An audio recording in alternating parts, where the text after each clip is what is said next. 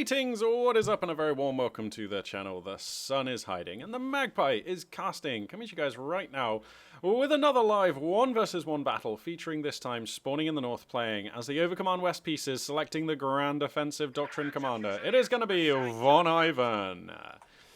And Spawning in the South, playing as the United States Forces, making his second appearance on the channel. It's going to be Free HK.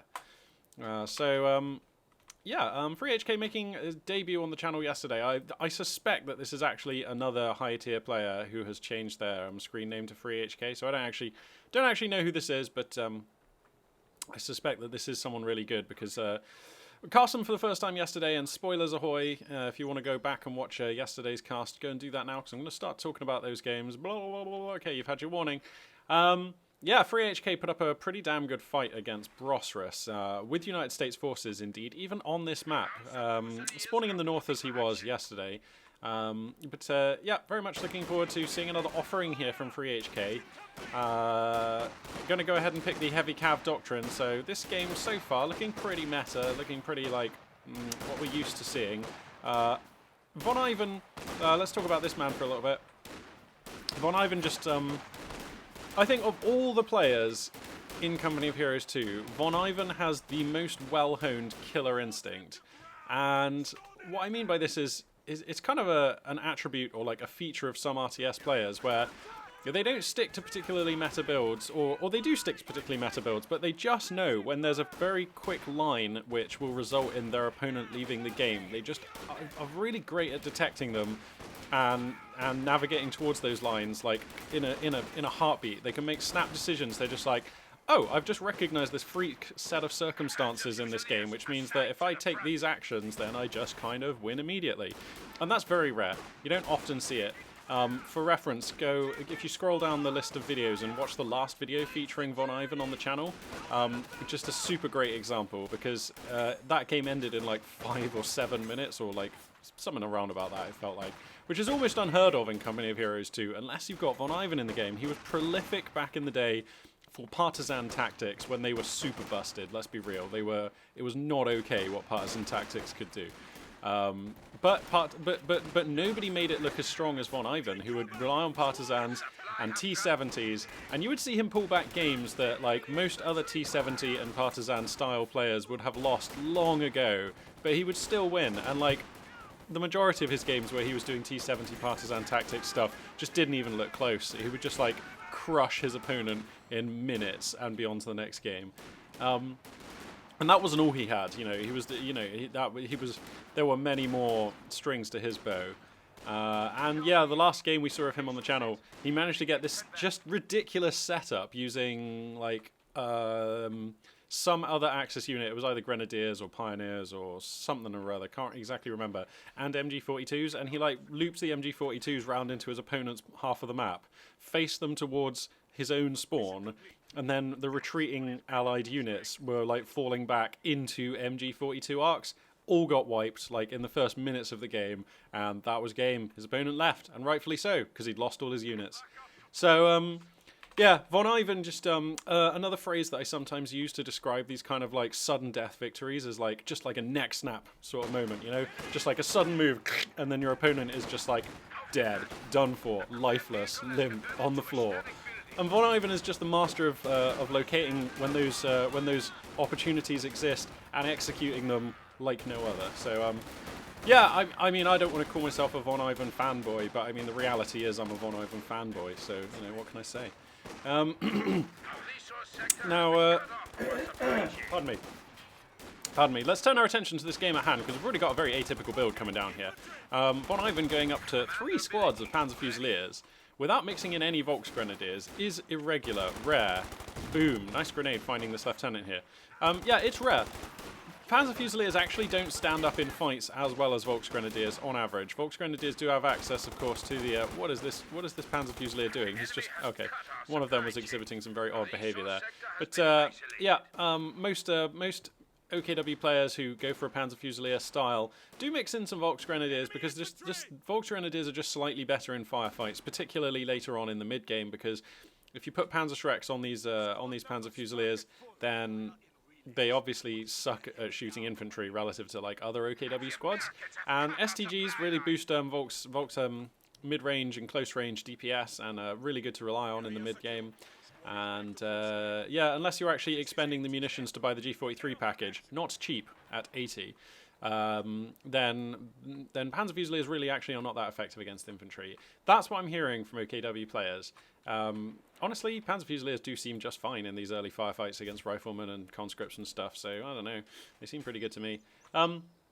Apparently they seem pretty good to VonIvan as well, who's going to be going for a flak half-track in this game. He's actually gone for a battle group at HQ opening, so so much for being a meta build. This is already diverging from what we're used to seeing here. The battle group at HQ opening definitely less common than the mechanized regiment HQ opening. And we're going to see flak half-track just, it's a pretty VonIvan unit when you think about it, isn't it? It's a just high DPS infantry massacrer, very dominant on the field as long as you apply it under the right circumstances and keep it out of trouble, because it is quite fragile for its cost. But VonIvan a master of utilizing units like that. Speaking of utilizing and utility, we have a utility car. Hey, nice segue. We have a utility car out here for the American player, and that one going to be making its presence felt on the field. Of course, that means that we've got a lieutenant opener, which has been on the field for some time, but I haven't mentioned it yet. I've just been too busy blathering on about VonIvan's epicness. So, yep, got lieutenant opener here from FreeHK, which, again, I mentioned this yesterday, actually, when I cast FreeHK. I don't normally talk about politics or anything like that, because that's not what I come here to do. I come here to watch sweet video games and have a laugh, enjoying some of my favorite games and watching some of the best players make some of the most interesting decisions that you can see in the world today, according to me. That's what this is all about for me. But the FreeHK thing is a super important message, which is actually super relevant to video gaming. There's a lot of controversy going on right now about very big video gaming names kneeling down to suck on the capitalist apparatus of the Chinese nation, and it's not cool. This affects everybody. The Chinese people, sorry, the Hong Kong people are heroes. What they're doing is amazing and inspiring. Yeah, my heart goes out to them. So I'm not afraid to stand up and say they rock. So anyway, right, that's enough. No more politics, just video games. So let's see now. We've got nice fight being taken here by VonIvan. MG34 in a good position, suppressing many American squads actually. Flak half-track likewise, throwing down the fire, but here comes the Stuart. Lieutenant Tech also gets you access to this fantastic early game unit. Man, aren't Stuarts and T-70s just freaking amazing? They're like really good. And VonIvan's position in this game. Let's look at this. He's cut off. He's literally receiving income from no points on the map right now. So looking rough actually right now for VonIvan. FreeHK. We saw him do this against Brosserus. One of the things that he seems to have demonstrated as a great strength with this FreeHK guy is they're very good at just getting cutoffs. Brosserus was suffering repeatedly from cutoffs, to the extent that he even put down an S minefield on the cutoff on this map, because he was just so fed up of having it cut off. So, yep, we're going to see FreeHK continue his penchant, continue their penchant for cutting stuff off. Some Shreks now appearing on Panzer Fusiliers is going to be a nice answer for the amount of light vehicles we've got rolling around the field for the American player. VonIvan making some adaptations here. Kettenwerfer also getting mixed in, so that should stand him in good stead. We've got weapon racks research finished for the American player. Bazookas appearing on some units there a little bit early. Well, I suppose there is a flak half-track on the field, so not super early. And Zooks will deal with the flak half-track in rapid order. Flak half-track getting set up in an okay position here. Gonna start dackering down some more riflemen. And there we go, let's crack the tack. So VonIvan gets reconnected, missed out on some resources, but not the end of the world. He's no stranger to dealing with adversity, and he's going to get his forces back in order, move out onto the map here with a sense of purpose and try and get something done. We're going to see what that's going to be.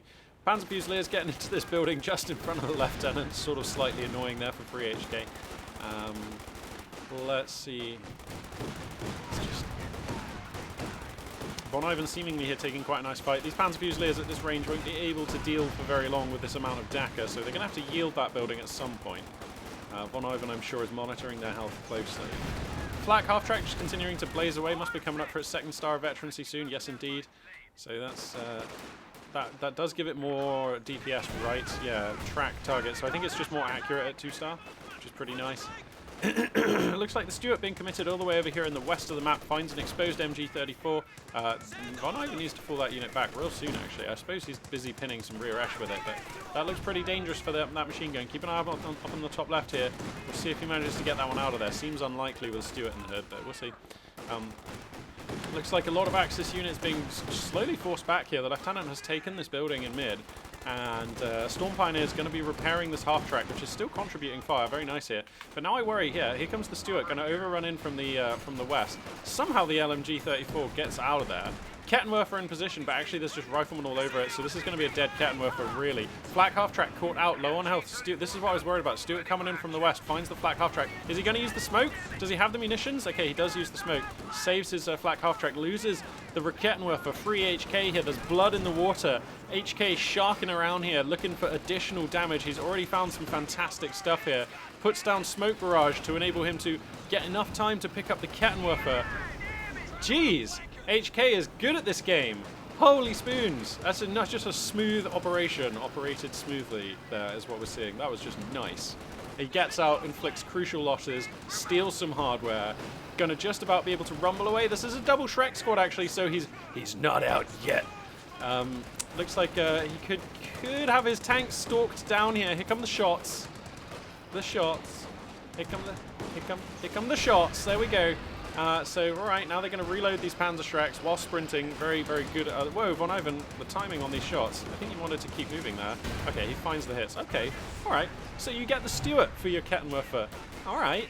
That actually is fine. So now with the loss of the Stuart, HK not looking quite so smart. And let's take stock and sort of assess the situation here for a moment. We've got 2 MG34, 3 squad Panzer Fusiliers, decent AT solutions still provided by the Shreks. He could replace that Kettenwerfer, but he doesn't actually need to now that he's taken out the Stuart. He could probably be okay dealing with the utility car with just the other stuff that he has. And then for HK we've got Lieutenant, 3 squads riflemen, BARs, Zooks assorted on those units. Utility car, stolen Kettenwerfer. So actually, both players just in a fine position as we move into the early stages of the mid-game here. And Schwevermech Schlepper moving out onto the field here momentarily, so we're probably going to see the Schwer Panzer HQ thrown down somewhere. It's a rare day you see players put stuff out on the map on this on Crossroads because it's just such a small map. And it's pretty easy to pick down tech buildings that are exposed on the map. But this is VonIvan. He may have plans. He may have something spicy up his sleeve. Yeah, it wouldn't surprise me to see him do something left field here. Major tech is completed for HK. That feels pretty early. So yeah, he's going to have access to a Sherman relatively soon if he wants it, actually, and that will be stressful for VonIvan. He will need additional AT resources realistically to deal with a Sherman coming out as early as it could well be. Shermans, what are they? 100 fuel, 110? Let me just 110, yeah. So Flak half track here, just doing additional damage, just looking so tasty. Yeah, there's a Zook on this squad, but it's probably not going to be enough. The suppression, okay, now there's additional Zooks firing in from... Oh, it's a Kettenwerfer, yikes. So the Flak half track will have to GTFO. Whoa, there's just combat going on all over the place at the moment. Massive fights being taken here by both players. Yeah, already this Kettenwerfer, though, contributing value to the American roster. You can see it's racked up some veterancy already. So, scary stuff. Scary stuff indeed. So let's see, Schwer Panzer HQ has come down in this position, and it's going to be Panzer Authority, so it looks like VonIvan interested in taking an armoured choice at his earliest possible convenience. Still, there's going to be a window of time where he could get exploited by a possible early Sherman, but we do have the fuel just now for that, so if it's going to be early Sherman, it'll be coming up momentarily. Onto the build queue for HK, sorry.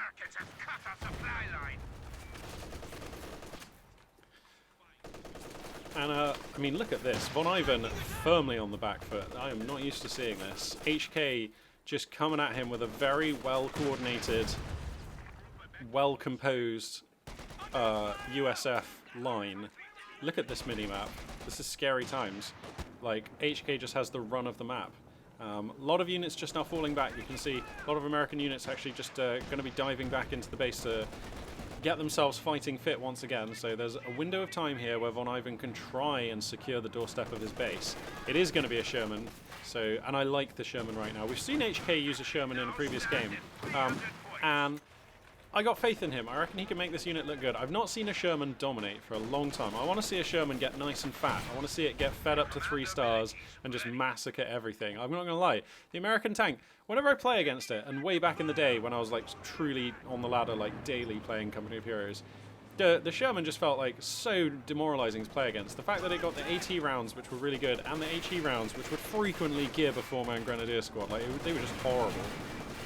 Yeah, the Sherman always felt like super nasty, and the fact that it was so much cheaper than Panzer IVs, like, yeah, I get how the game's balanced. I know that Panzer IVs do things that Shermans don't do as well, but it still felt really, really bad to play against Shermans back in the day.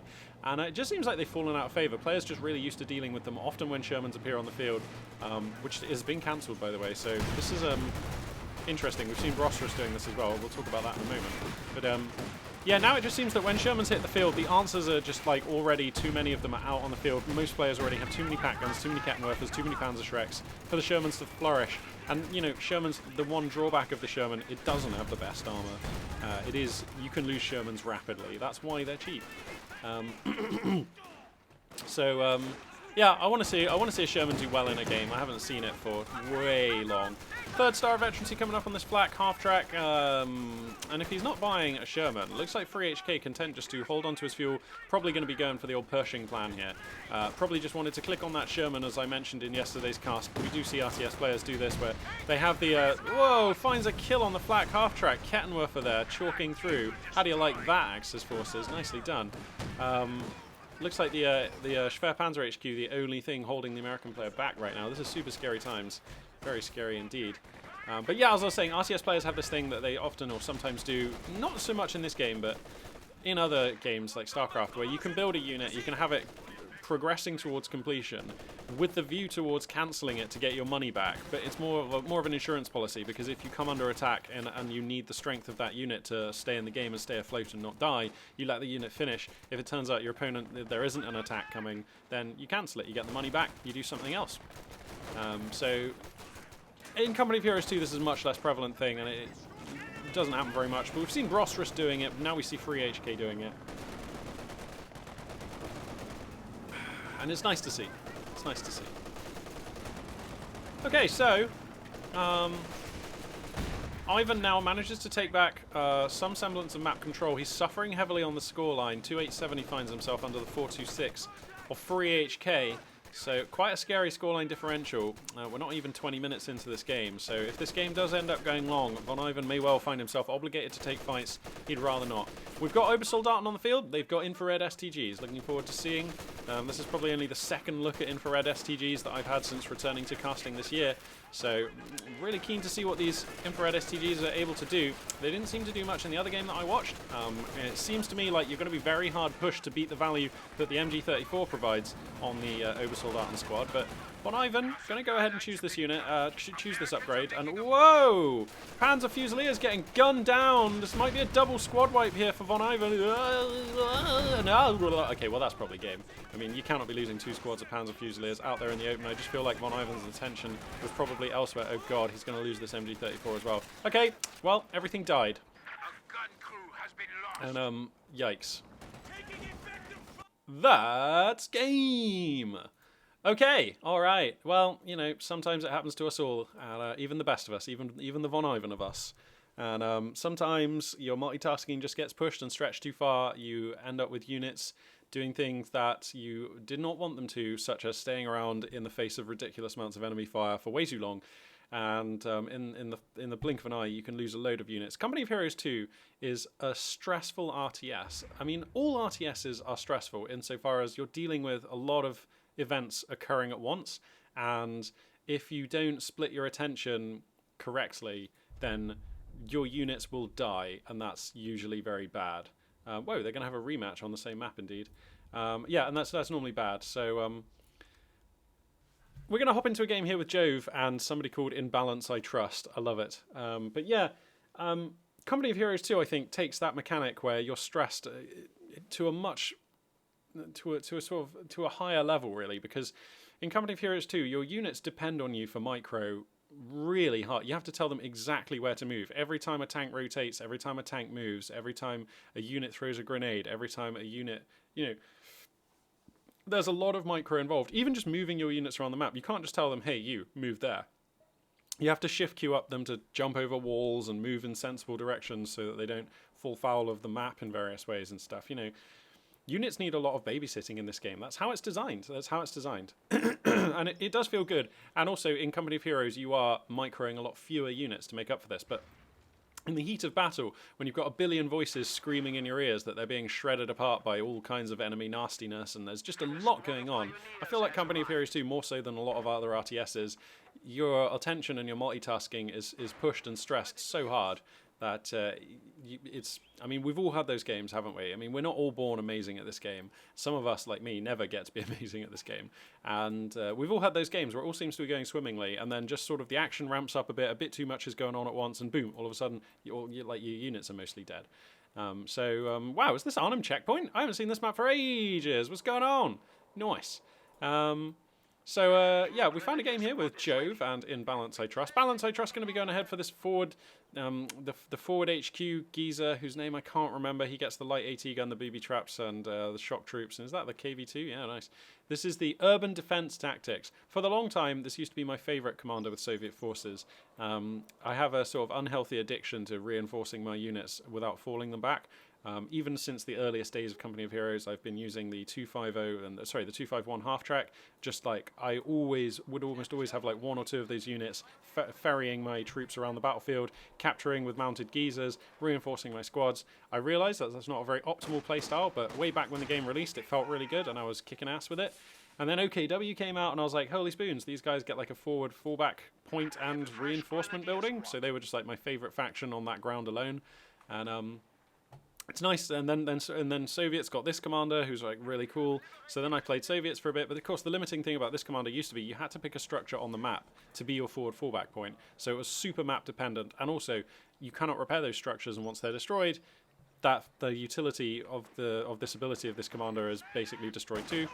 But now it seems, it does say here that you can build field camps and ambient buildings can be converted to forward HQ. So if you can build field camps just on the map as a standalone structure, like the other Soviet commander, the airborne guy, and like the British forces get the forward rallying point. What's it called? The forward assembly point or whatever. If you can do that with this commander, then I'm interested. I'm really interested. That's great. In Balance, I Trust going to be opening up here with a special rifle command opening, so really nice stuff there. Loving the sound of that. Going to have a clown car on the field here, penal battalion following here momentarily. We're probably going to see a Flammenwerfer come up onto some engineers. We're going to see some drive-by flaming, all the good stuff. Traditional, historically accurate World War II stuff. Soviet forces, of course, renowned for doing drive-by flamings. That's not strictly true. And we've got a Grenadier-based opening here for Jove. Pretty standard stuff likewise. Let's see, Jove, he's going to give us a look at his command roster here. So he's got, oh no, a Spearhead I recognise, the one in the middle. That one on the right, Lightning War? Lightning War Doctrine, yeah. Okay, and guy on the left is like, he's the Opel Truck guy, right? I don't remember his name. German Infantry Doctrine, and he's not even the Opel Truck guy. Okay, I just don't know this commander. 250 half-track, Stormtroopers, Veteran Squad Leaders, Assault and Hold, Frag Bomb. Okay, interesting. Well, yeah, we're going to be curious to see how this guy actually looks when he gets onto the map. This is not a commander that I really think I have any experience casting, so it's going to be interesting. Clown car going to be pushing a lot of Axis infantry right back here, angling for squad wipes. Just barely not going to have the opportunity to get any. Both of these infantry units making it back with a couple of pixels to spare. But well played for there by In Balance, I Trust. If you don't play for these things, you don't get them. And if the dice rolls had turned out a little bit differently, who knows, he might have had a chance for a squad wipe there. Enemy forces are securing our territory. So looks like for now though, field control basically going Jove's way. He seems to have, control of this area of the middle of the map is always really important. If you can get your units and your machine guns into these buildings, if you can put mines in the relevant choke points in this town, if you can control these points, you tend to do quite well on this map. So Jove for now has been getting the better end of holding this area of the map. No MG42s coming out, which surprises me. This is like a really good map for MG42s. It always feels like, to me at least. You usually want at least one machine gun early on, just to utilize the building heavy nature of the middle of this map. But we're not seeing that at all. Jove is not going for the MG42s, I should say. He's going for this is a like the mechanized company opening. So we're going to see 222 spam. Is this what are we doing here? I'm not quite sure. Whoa! Clown car going to be getting up on top. Oh, this will be a squad wipe. Wow. Yep, you've been clowned, my friend. You've been clowned. 222's going to be the answer here. I suppose this makes sense. Jove here, ever the responsive player, adjusting his... Ooh, hello. Them some telemines. This is what I mean. Jove, ever the responsive player, adapting his playstyle to what his opponent is doing. So to that end, we see telemines placed on routes that this car is likely to take.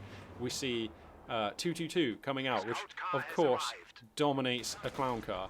You know, it just has more armor and a fatty autocannon, and that is a winning combination when your target is a clown car.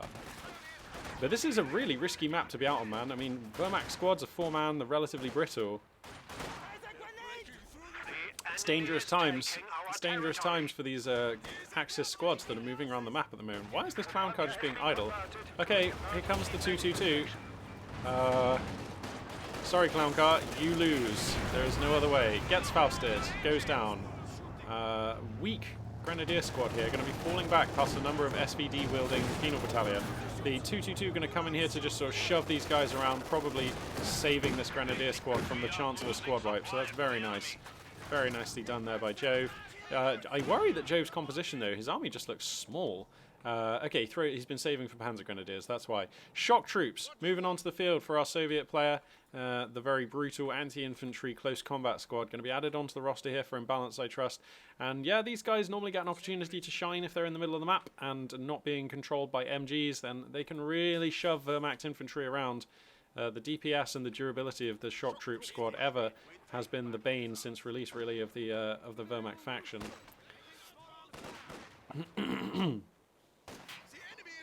222 gets repaired. Panzer Grenadiers moving out onto the field just now. And now it looks like Imbalance, I trust, finally able to have a semblance of control over the central town on this map. He's also active in West, grabbing some victory points, putting down some mines in response to the fact that his opponent has a 222 car here. What was that? Oh, is that a light AT gun? Cool. Alright, the M42 light AT gun is here.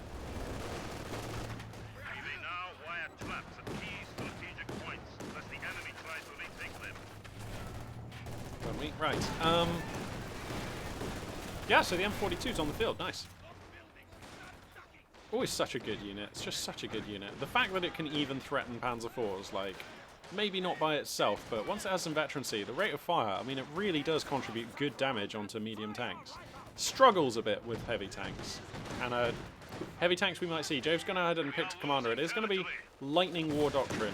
So G43 upgrades, what is this one called? Tactical movement. You get the relief infantry.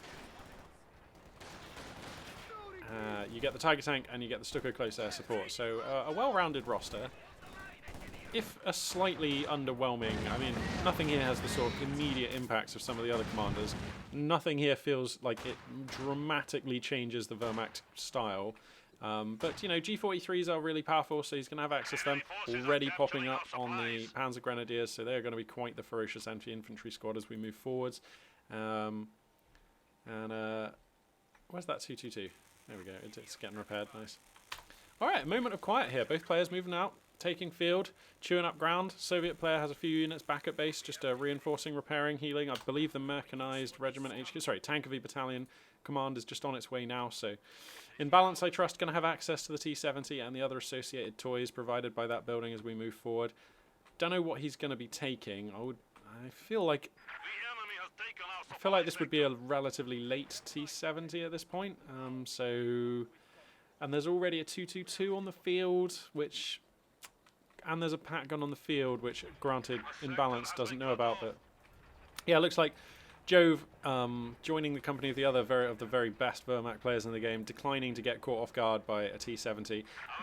This is like, if you don't have a Pat gun out by about 9 minutes, things can go seriously bad if you play as VonMax. Like, if a T70 gets on the field and you do not have a pack gun very close to finishing, things can go really bad. So, yeah, Jove, Brosrus, all the smart players out there, usually building in a pack gun, just as a measure of protection against that.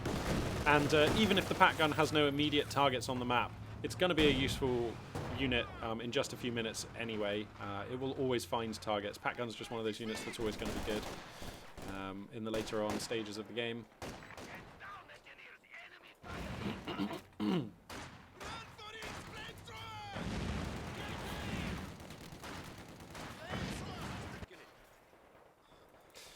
So, I mean, this has been a very even game.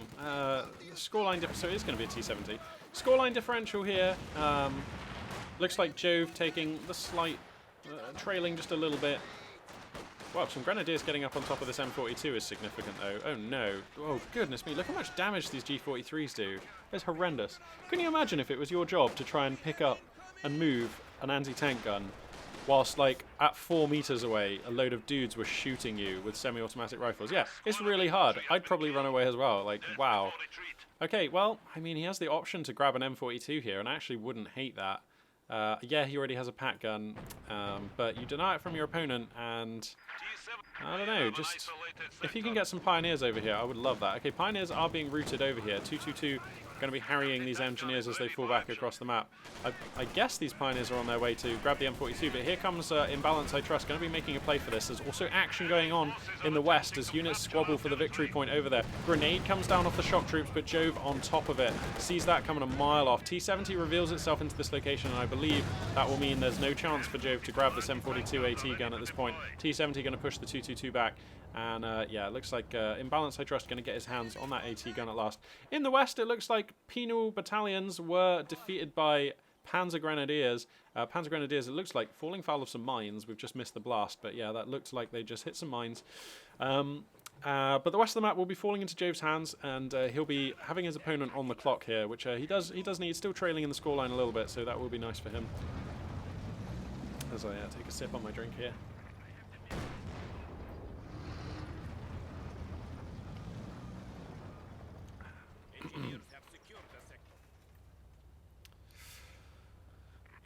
So,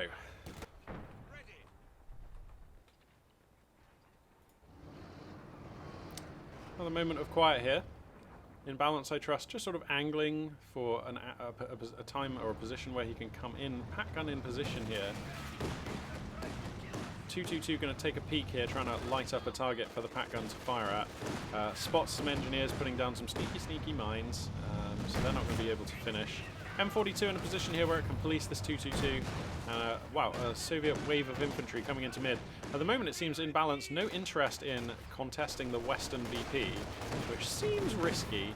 I'd love to see him just send one Engineer squad or just something, just to be like, hey, if you don't have any units over here, I'm going to take this VP, hey, and possibly your fuel point, you know. But looks like right now he decides that he needs all his units to... Whoa. Needs all of his units to take a fight in mid. Oops, sorry. Second M42 AT gun on the field now. How are they like 200 manpower? 240, okay. Yeah, pretty cheap though.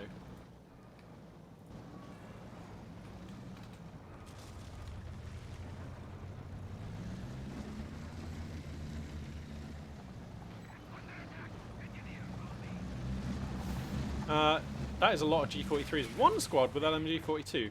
Interesting.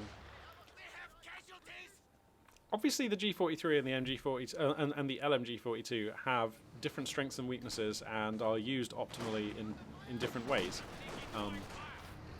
And it's nice to see Jove recognizing that he actually doesn't want the G43s on all of his units. He will have one unit, these Grenadiers here, looking to garrison buildings, looking to be behind the other units as they advance, looking to fire more from stationary positions rather than on the move. So, interesting that Jove making the conscious decision that he does want to have different weapons on each of his Grenadier teams. Most players just tend to go all in one way or the other, so this is cool. It's nice to see a little bit of sophistication demonstrated by one of the best players in the game here.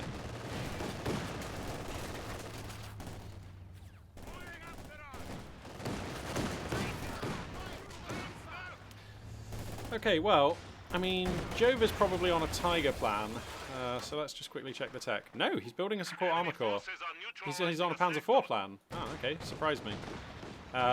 Just normally when players go for a Tiger commander, they want the Tiger and they just play for it, which honestly is a bit boring, predictable, and I feel like most Soviet players will be quite good at dealing with Tigers by now. And you know what? I was saying earlier on in the cast how it's been a while since I've seen a Sherman dominate a game. I have to say, it feels like it's actually been a while since I've seen a Tiger dominate a game. Sometimes we see them get up to 2-3 stars, and all they've really been doing is like trying to hold middle of the map, trying to look for good exchanges, but ultimately being bullied around by allied AT resources. And yeah, it has been a while. Panzer IV is doing a little better than... Oh, look at this. He's trying to bait the T-70 onto these mines. Jove. Oh, you're so clever. But yeah, I just feel like Tiger tanks probably overrepresented in the meta for how good they have been. Metal detecting engineers here will have spotted. There we go, yeah. He's going to try and get the defuse on those telemines. And he gets it as well. So, nicely done there for balance. I'm going to call him Trust, actually. I think that's easier. So an additional squad of shock troops going to be added onto the roster here. Panzer IV moving on onto the front. I imagine we'll see the MG42 pintle mount coming up on that one momentarily. Yep, there it is. Supply lines have been cut. So here comes the Panzer IV straight into an M42 AT gun. Bit awkward.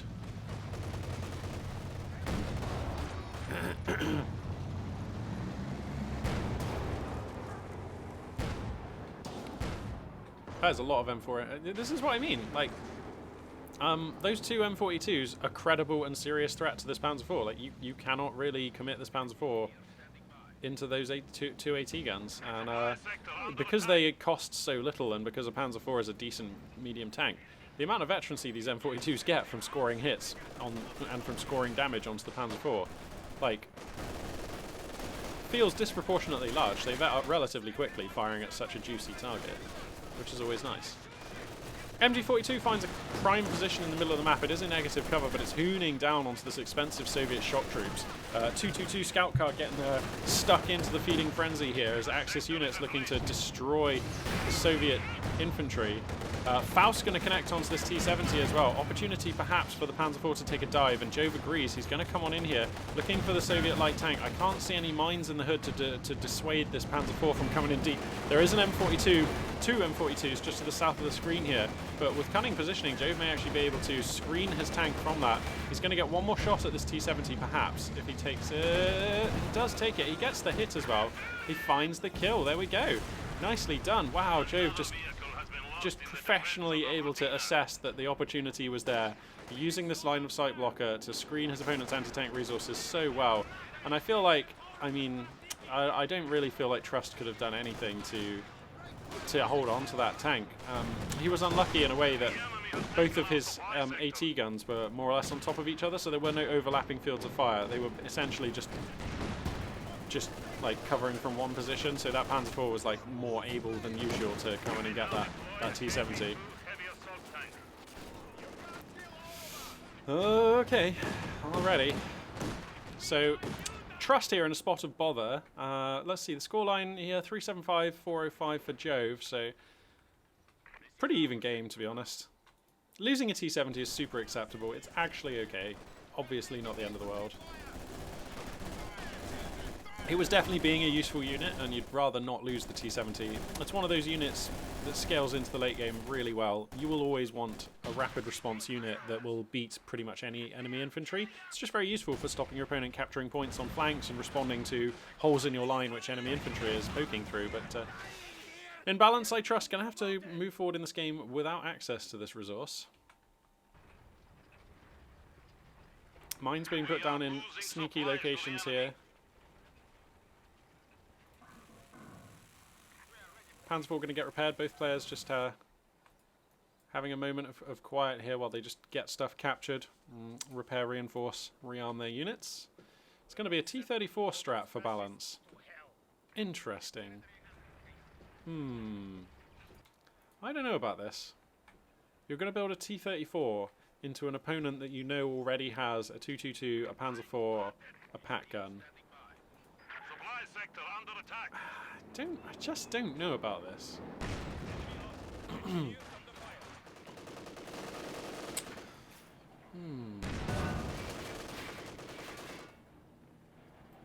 So here's why I'm skeptical, right? Your opponent has the armoured advantage right now. That's obvious, okay? He's got a Panzer IV, you've got no tanks. But that's okay. You've got 2 M42 anti-tank guns, and to be fair, a Panzer IV, while it is effective against infantry, it's not an overwhelming advantage against this roster. You know, it's not just going to move in and start wiping your squads unless things go terribly, terribly wrong. It contributes decent damage to infantry, but it's not an absolute terror against infantry. And Panzer IVs tend to thrive in an environment where they have both infantry and vehicular targets to be firing at. So by building a T-34, you really just provide a nice veterancy-rich target for the Panzer IV to be hitting.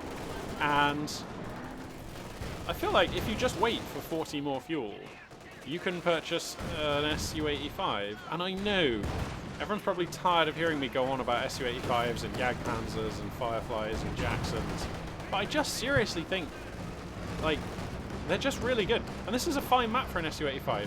You can camp an Su-85 in this sort of location here. You can turn it to face this way, and this way, and then roll it forwards and backwards as needed to take shots at Axis armor. Relatively low risk. It will vet up super well into the late game, and I just feel like it could be a really nice choice. Got some mines going off here. I think that was that some shock troops getting blown up? No, it was penals. So yeah, penal brigade getting blown up there. But I mean, so the T-34, what advantages does this bring to the Soviet player in this circumstance? Well, it's kind of like basically providing the role that the T-70 was providing. It's a rapid unit. It's perfectly fine fighting on the move and rapidly responding to Jove's moves. But I don't feel like you can really try and take a fight against this Panzer IV as long as Jove doesn't like fall asleep. This Panzer IV is always going to be supported by infantry with a pack gun nearby, ready to support in case the T-34 reveals itself and commits to a fight. So, I don't know.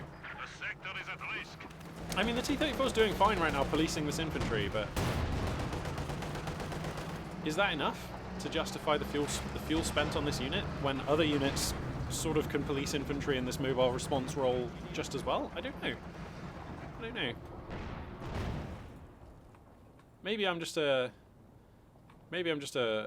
tank destroyer fanboy, but I just feel like Axis players really do struggle against early Su-85s. Not necessarily just early, but Su-85s that are bought in a timely manner, which then have the opportunity to vet up and be ready in the late mid and in the late game. They're just ready for the Axis units, which are the nastiest and tend to cause the biggest problems for Allied players. I think it's a lot more important for Allied players to get the tank destroyers at the right moments and to look to buy tank destroyers more often. Like,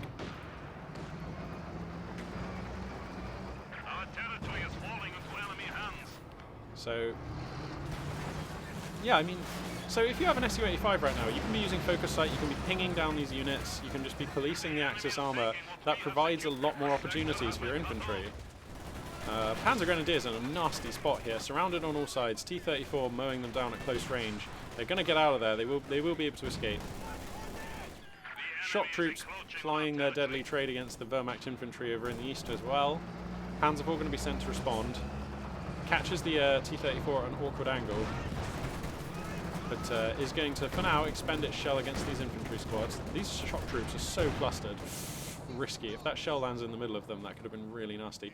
But El Tigre, the Tiger tank is here. The big cat arrives, and Jove's late game plan becomes apparent. So, I mean, this is what I'm saying, man. Like, if he'd have just saved up 40 more fuel, which is not much more, an Su-85 would have been out not a lot later than this T-34. I just don't feel like the T-34 has contributed anything meaningful in this game. T-34s, in my opinion, are best purchased when you have the Axis player on the back foot and you're attempting to snowball them down. You're attempting to just gain momentum. You're attempting to just like bust, like just keep them on the back foot and make it so that they never get the game back to parity, and you just keep steamrolling them. Because T-34s are fast, they do a lot of damage. They can exploit weak points rapidly. They can overrun your opponent's lines. They can flank. They're really good when you're like making a dynamic fight and you're like advancing rapidly. And they're also just a very direct way, as I've said before, of converting your resources into damage and problems for your opponent, because they're just fast and they get in there and they just do a ton of damage. But I feel like in this game, the game was at parity. Your opponent had attacked Panzer IV. I feel like just the Su-85 would have been fine. And like now that the Tiger is here, now we're moving into the sort of late game stages. This is what I was on about. Like, you know, I just feel like, okay, he gets the Su-85 now, and that's fine. It's not too late. But I just feel like this game would have looked better. Because the thing is, the Su-85, okay, it's an anti-vehicle unit. That's sure, that's given. But by dictating whether the Axis armor can and can't engage, by keeping the Axis armor at arm's length, by pushing it back out of the fight, because Su-85s have got quite scary range, they actually provide a lot of opportunities for your infantry. Like, Su-85s are a real infantry force multiplier, because when you don't have to worry about Axis armor curtailing the activities of your Soviet infantry, it's actually just a lot more dangerous. Whoa, that could have been a dead T-34-85. T-34 even, sorry. Yeah, so the Su-85 actually just makes your infantry really efficient, and it kind of makes the Axis infantry less efficient. It often feels that way. Like, if you have an Su-85 pinging back the Tiger, pinging back the Panzer IV, it's very difficult for the Axis player to just take fights one-on-one against the Soviet infantry. Oh yikes, these shock troops in a bad place. Both the M42 anti-tank guns got taken out. Oh, I totally missed this. Whoops. Yikes. Alright, well, we've got PTRSs on these penals, which is contributing damage onto this Panzer IV. The Tiger tank getting repaired in situ here, just going to be flumping these guys down. The Su-85 angling for position back here, finds the truck on its first shell, but unlucky there to take that one. Actually, that's not its first shell, it's already scored a hit here. Some veterancy. Armoured skirts come up on this Panzer IV, which is looking really good. Whoa, this Su-85 is so far forward. This is risky. You want to keep this further back. Okay, here we go. Yeah, because otherwise this Panzer IV can rush forward and things start looking really bad. The Su-85 is a long-term unit. It's a long-term investment. It increments value over time. It's never super decisive over a short period of time. Well, it can be, but it's rarely. This is more of a unit that you have to look after. You have to babysit it. You have to defend it and support it. Keep it back. Prevent your opponent from ever being able to access your Su-85. That's when it's at its best. It's a unit of pressure. It is. That's its style.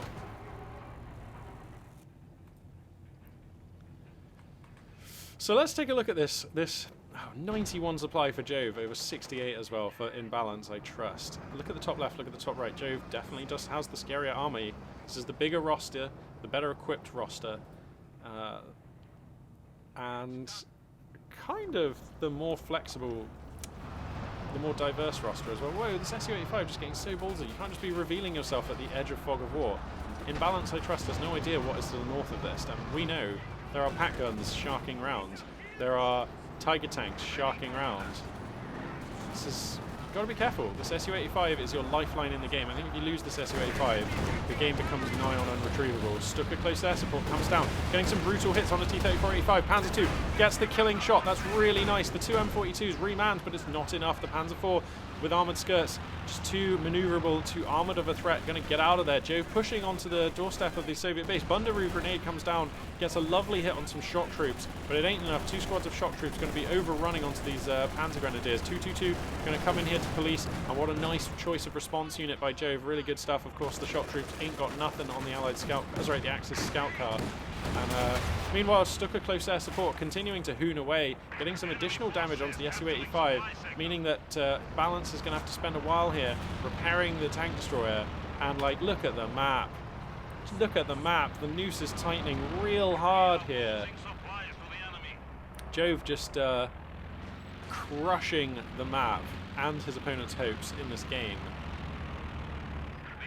Balance, I mean, this is rough now. This is really rough. He's in danger of losing his units. There's a Tiger tank just like looking for an Su-85, which never feels good. Whoops, hello. You have to reverse. You're never going to win this. Oh no, this Tiger tank is just marauding. The worst kind of Tiger tank, the marauding kind. There are no conscripts in this army, so there are no anti-tank grenades. Ooh, he just gets behind a building here, so he might sneak away with the Su-85 and save it. PTRS's M42 anti-tank gun's going to punish the Tiger, but Jove knows he's basically safe to get out of here. Blitzkrieg is used to heroically reverse away, and Yeah, he's going to get out of there just fine. Where's the Panzer IV in all this? Waiting in the wings.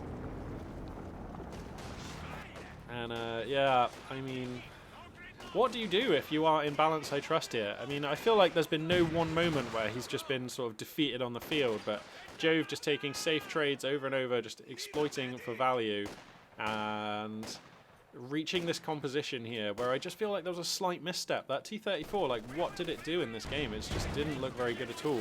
And I really feel like you have to respect the fact that your opponent has had good map control, decent resource income, has a Panzer IV, is angling for a Tiger in the late game. And how do you best respect that as a Soviet player? You get the Su-85 a little bit earlier. So, I mean, the M42 anti-tank guns as well, yeah, they're fine, but not against a Tiger. I mean, they're okay against the Panzer IV, but the Tiger does sort of invalidate them a bit, you know?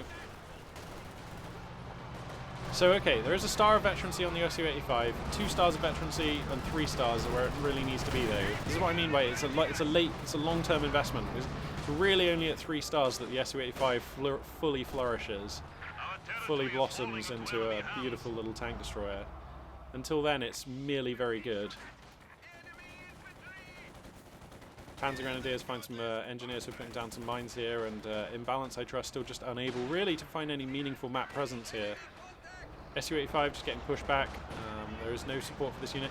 If the T-70 was still alive, I feel like he wouldn't have had to have bought the T-34, or at least he wouldn't have felt like that was a good choice. And if there was a T-70 supporting this Su-85, then suddenly you've got a completely different scenario. I think that would have been a really nice place for In Balance I Trust to have found himself in this game. Here comes the Tiger tank. He's just going to come in for another look. It's been repaired. He's just going to wait on the doorstep of the base for the Su-85 to reveal itself. If a Soviet unit can spot this... Was that a squad wipe? Oh, yeah, he just lost some engineers over here. And In Balance I Trust is just going to call it there. And you have to agree that's fair enough, isn't it? I mean, there's no coming back from that. A rough game, to be honest. I feel like I was saying, there was no one moment where he just made a horrendous error and that was lights out. The game actually looking more or less even until that T-70 went down and the Panzer IV was out round about that time. And then Jove just started getting the better end of a lot of trades. The Panzer IV, of course, in conjunction with Axis infantry, a real force multiplier, particularly when there's no credible threat that can really sort of end the Panzer IV instantly. The M42 AT guns, as I was mentioning earlier, they are good against a Panzer IV. They chip in for good amounts of damage, they vet themselves up nice and quickly. But the thing is, they've got a high rate of fire with low damage, which represents quite consistent but slow damage over time to a Panzer IV. And when you're dealing with consistent but slow damage, it's very easy for the Axis player to time when to withdraw that Panzer IV. So although you are able to corral the Panzer IV and limit its efficiency, it's very hard to put together a kill because, like I say, it's so predictable. Like the Axis player can very clearly see how much damage his Panzer IV is taking and pull it back at a key moment. It's very different to, say, if you're using a Panzer IV against like 2 Fireflies or something, or because they fire a lot slower and they do damage a lot higher. So your Panzer IV can be at like 80% health 1 second, and then you look away for a second, and then suddenly it's dead because it just took like 1 or 2 hits out of the blue, and you're like, whoa, what? Because the damage is a lot less predictable, it's a lot less granular, it's a lot less sort of consistent. It just like comes in massive chunks instead of these sort of these little shells. The Su-85, I mean, I've already said, I think it needed to have come out as the first armoured unit, the first mechanised armour Campanier unit, rather than the T-34. I think the T-34 are a mistake in this game. Sad to say, but it just didn't really find any value. And when you're building a T-34 into an opponent who already has a Panzer IV, who already has a Pat gun, who is saving for a Tiger, like, realistically, what are you really hoping that T-34 can do? As I've said, the T-34, the cheapest medium tank in the game, and one of the best under the right circumstances when your Axis opponent is reeling, uncoordinated, where there are openings for a T-34 to be a real problem. But when your Axis opponent has a coordinated battle line with the appropriate anti-tank solutions, is moving into a late game composition relatively unimpeded, that's when the T-34 is not so great. And it just, as we saw in this game, never really found any significant damage. Kind of felt like a more expensive T-70 and was in the end battered aside and destroyed by the Axis player without very much hassle, to be honest. And an Su-85 is just a different kind of investment. It's much pokier, it has a lot more late game utility, a lot more late game just purpose against a late game Axis composition. And I think you have to recognize as the Soviet player what stage the Axis player is at and buy your units appropriately. And I just feel like the Su-85, if it was out on the field a bit earlier, that means the Panzer IV wasn't going to be so effective. It means that the Soviet infantry can take better fights. It means that your field control as the Soviet player may well look better. It means that the Su-85 has more veterancy on it. So in these stages of the games, when the Tiger tank's out on the field, the all-important second and third stars of veterancy that really enable the Su-85 to not just sort of limit, but just defeat Tiger tanks, not just keep Tiger tanks in check, but actually put together kills and make the Axis player quite afraid for their heavy tank. You need those second and third stars of veterancy, and that means you have to get the Su-85. You have to just look at the game and assess: is this going to be a game where the Axis player has his shit together and gets a Tiger tank in a well-supported army? And if it's going to be that kind of game, get the Su-85 earlier rather than later. Like otherwise the game tends to look like this. When in doubt, right, Soviet players, just quickly think, just ask yourself, what would Brosrus do? Like, because I just have not ever, like, he is so astute with his unit choices, and he does take those Su-85s at timings that even I look at and I'm just like, wow, this is a bit early, isn't it? But it never is. When that Su-85 rolls out, it just always looks sweet. The Brosrus he just knows when. And it's not just Su-85s, it's basically all unit decisions that I've seen. When he plays Soviets, he just looks very, very strong. So yeah, what would Brosrus do? Always make the smart choice. That's what Brosrus would do. So just ask yourself. Brilliant. Right, cool. Well, I guess that will conclude today's cast. Thanks very much for watching. And this for now, Magpie842 signing out.